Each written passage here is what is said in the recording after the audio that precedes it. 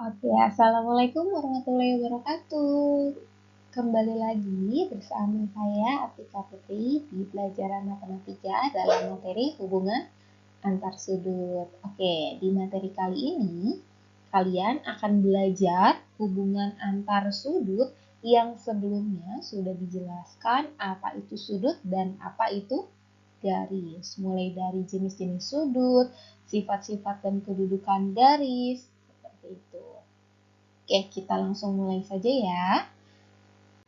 Nah, di materi kali ini topik yang akan dibahas adalah sudut berpenyiku dan berpelurus, sudut bertolak belakang, sudut sehadap, sudut dalam dan luar berseberangan, juga sudut dalam dan luar sepihak. Kita mulai dari Oke, yang pertama yaitu tentang sudut berpelurus dan berpenyiku. Seperti yang sudah kita tahu sebelumnya, dalam jenis sudut, sudut berpelurus atau sudut lurus adalah sudut yang besarnya 180 derajat. Dan jenis sudut untuk sudut siku-siku adalah besarnya 90 derajat.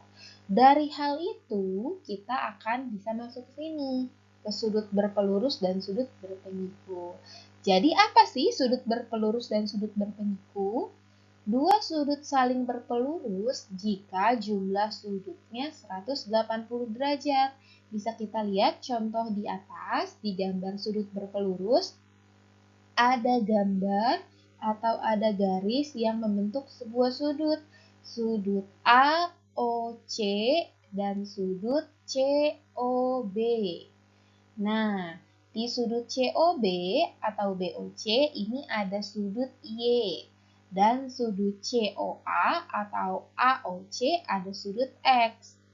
Sudut X dan sudut Y jika dijumlahkan besarnya harus 180 derajat. Nah, itu yang disebut dengan sudut berpelurus. Sedangkan dua sudut saling berpenyiku jika jumlah sudutnya 90 derajat. Kita bisa cek di gambar di atas, ada sudut AOC dan sudut BOC. BOC ini memiliki sudut Y dan sudut AOC memiliki sudut X namanya. Nah, sudut berpenyiku itu adalah jika sudut X dan sudut Y-nya dijumlahkan akan menghasilkan atau jumlah sudutnya 90 derajat. Itu yang disebut dengan sudut berpenyiku. Lebih jelasnya kita akan masuk ke contoh ya. Yang pertama, ada contoh dari sudut berpelurus. Dari gambar ini kita bisa cek ada ADC dengan CDB. Sudut ADC dengan sudut CDB jika dijumlahkan akan membentuk sebuah sudut lurus, sudut berpelurus. Berarti jumlah sudut ADC dengan CDB adalah 180 derajat karena dia sudut berpelurus.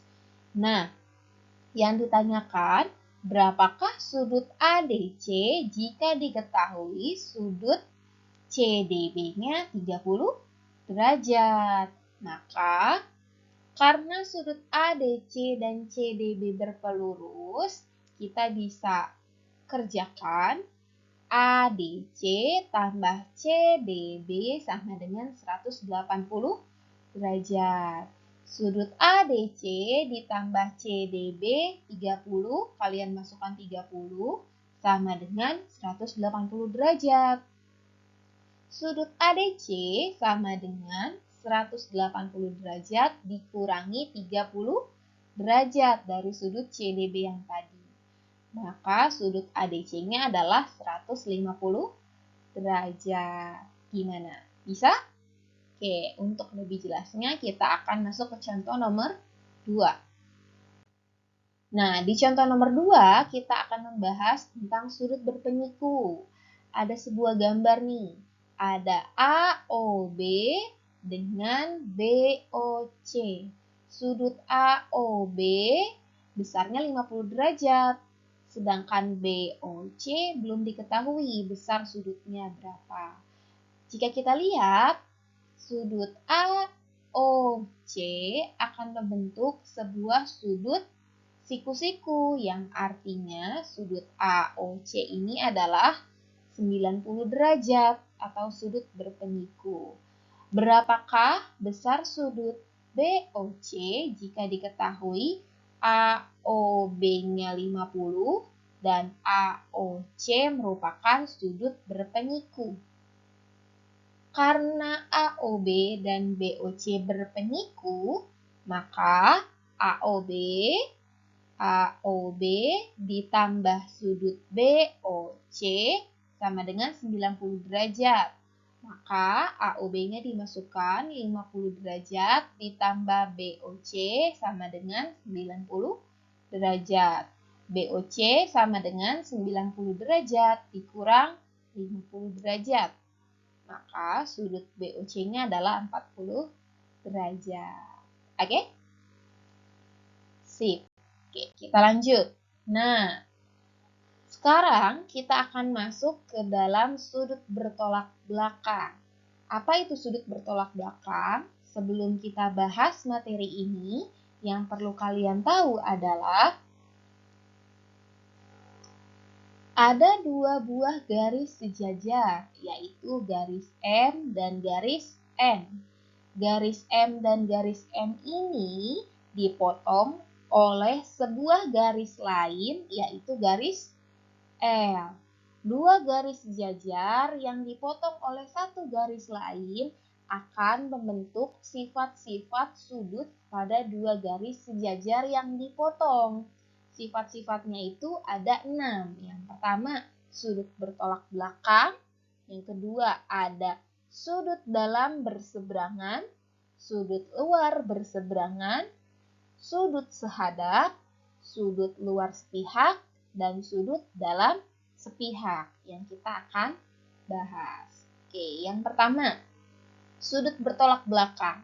Ada dua garis sejajar M dan N yang dipotong oleh garis L akan membentuk sebuah daerah yaitu P dan Q. P-nya kita bisa sebutkan dengan P1, P2, P3, dan P4. Yang di bawah Q-nya kita akan sebutkan dengan Q1, Q2, Q3, dan Q4. Nah, dalam masalah ini, dia akan membentuk sebuah sifat yang pertama, sudut sifat bertolak belakang. Sudut P1 yang ini akan bertolak belakang dengan sudut P3 yang di sini. Dan sudut Q2 akan bertolak belakang dengan sudut Q4 yang ada di sini. Sudah paham? Oke, kalau gitu kita cari yang lain selain P1 dan P3, Q2 dan Q4. Mana lagi yang bertolak belakang? P2 akan bertolak belakang dengan P4. Jadi P2 yang di sini akan bertolak belakang dengan P4. Lalu Q1 akan bertolak belakang dengan Q3. Nah, jadi dari garis ini mereka akan membentuk sifat yang saling bertolak belakang. Sudut bertolak belakang akan memiliki sudut yang sama besar. Misal, jika besar sudut P1 adalah 100 derajat, P1 100 derajat, maka besar P3 sama besar dengan sudut P1. Kenapa? Karena sudut P1 dan P3 saling bertolak belakang. Jadi sudut P1-nya 100 derajat, maka sudut P3 juga 100 derajat. Kalau gitu, jika Q2-nya besarnya 80 derajat, Q2 bertolak belakang dengan Q4. maka Q4 juga besarnya sama dengan Q2, yaitu 80 derajat. Seperti itu. Gimana? Bisa? Oke, kita lanjutkan ya. Yang kedua, sudut sehadap. Nah, sudut sehadap ini dengan garis yang sama, garis M dan N yang dipotong oleh garis L akan membentuk sebuah daerah yaitu P1, 2, P3, P4. Q1, Q2, Q3, dan Q4 akan membentuk sifat sudut sehadap yang mana sudut P1 akan sehadap dengan Q1. P1 akan sehadap dengan Q1. Mereka berhadapan di tempat yang sama, P1 dengan Q1. Sudut P2 akan sehadap dengan Q2. P2 akan sehadap dengan Q2. Coba cari yang lain. Berarti P4 akan sehadap dengan Q4, betul. Dan P3 akan sehadap dengan Q3, betul. Nah, sudut sehadap besarnya akan sama besar. Jadi, jika sudut P2 adalah 80 derajat, maka besar sudut Q2 sama besar dengan P2, yaitu 80 derajat. Jika besar sudut P4 70 derajat atau mungkin 80 derajat, maka sudut Q4 juga besarnya sama, yaitu 80 derajat. Seperti itu. Oke? Selanjutnya, sudut dalam dan luar berseberangan. Jadi, di dalam sudut berseberangan terbagi menjadi dua, yaitu ada di dalam dan di luar. Dalam berseberangan dan luar berseberangan. Sekarang kita cek ya, dengan garis yang sama, garis M dan N yang dipotong oleh garis L, sudut dalam berseberangan, contohnya adalah sudut P4, akan dalam berseberangan dengan Q2. P4 dengan Q2. Jadi yang dimaksud dengan di dalam dan di luar adalah yang di dalam itu P4, P3, Q1, Q2 itu di dalam. Jadi kalian bisa cek P4 akan dalam berseberangan dengan Q2. Nyebrang nih, kalau misalnya L ibarat jalan, P4 dan Q2 mereka saling berseberangan, tapi mereka berada di dalam.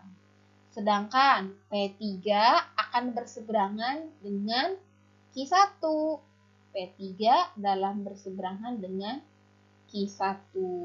Dan sudut dalam berseberangan juga sama besar. Jika P4-nya itu 80 derajat, maka Q2 juga 80 derajat. Jika P3 adalah 100 derajat, maka Q1 juga 100 derajat karena mereka memiliki sifat dalam berseberangan. Oke, yang kedua selanjutnya ada sudut luar berseberangan. Berarti kita cek dulu di mana yang luar berseberangan. Yang luar itu ada P1 dan P2. Juga Q4 dan Q3. Itu mereka wilayah-wilayah atau sudut yang berada di luar. Sekarang kita cek bagaimana mereka berseberangan.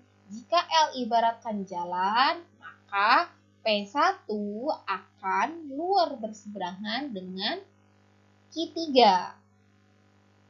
P2 akan luar berseberangan dengan Q4. P2 berseberangan dengan Q4. P1 berseberangan dengan Q3. Mereka berada di luar. Jadi jangan sampai terbalik ya. Sudut luar berseberangan sama besar sifatnya. Jadi kalau P1 100 derajat, maka Q3 juga 100 derajat. Seperti itu. Oke, selanjutnya kita akan masuk ke dalam sudut dalam dan luar sepihak. Dalam sifat sudut sepihak dibagi juga menjadi dua, ada yang di dalam dan ada yang di luar. Sekarang kita bahas yang di dalam dulu ya. Sudut dalam sepihak. Sudut P3 dalam sepihak dengan sudut Q2. Yang mana? Sudut P3 akan dalam sepihak dengan Q2. Definisi dalamnya sama seperti tadi ya. P3, P4, Q2, Q1 berada di bagian dalam. Sedangkan P1, P2, Q3, Q4 berada di bagian luar. Jadi P3 akan dalam sepihak dengan Q2.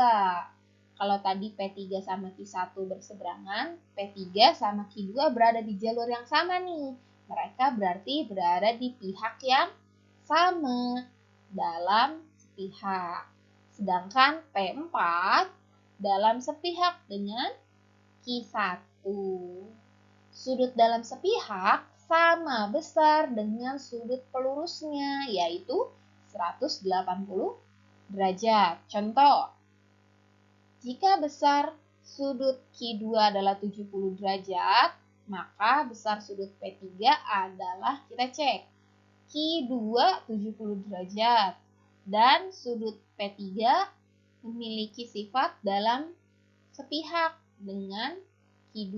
Berarti P3 sama dengan 180 derajat dikurangi sudut Q2. Sudut Q2-nya 70 dimasukkan. 180 derajat dikurang 70 derajat. Maka sudut P3-nya adalah 110 derajat. Seperti itu. Bisa? Oke. Selanjutnya, sudut luar sepihak. Sudut luar sepihak kita cek. Yang di luar berarti P1, P2, Q3, dan Q4. Sudut P2 akan luar sepihak dengan Q3. Dan sudut P1 akan luar sepihak dengan sudut Q4. Sudut luar sepihak sama besar dengan sudut pelurusnya, yaitu 180 derajat. Misalkan, jika besar Q4 adalah 70 derajat, maka besar P1 berapa derajat? Karena Q4 dan P1 memiliki sifat luar sepihak, maka P1 sama dengan 180 derajat dikurangi sudut Q4. 180 derajat dikurangi Q4-nya 70 derajat, silahkan dimasukkan. Maka P1-nya sama dengan 110 derajat. Dari 180 dikurang 70. Bagaimana? Bisa untuk materi kali ini? Jika kalian belum paham, silahkan kalian putar kembali videonya. Dan kalian juga bisa bertanya langsung saat penjelasan di kelas nanti. Oke? Terima kasih banyak untuk perhatian kalian. Sampai ketemu lagi di materi selanjutnya.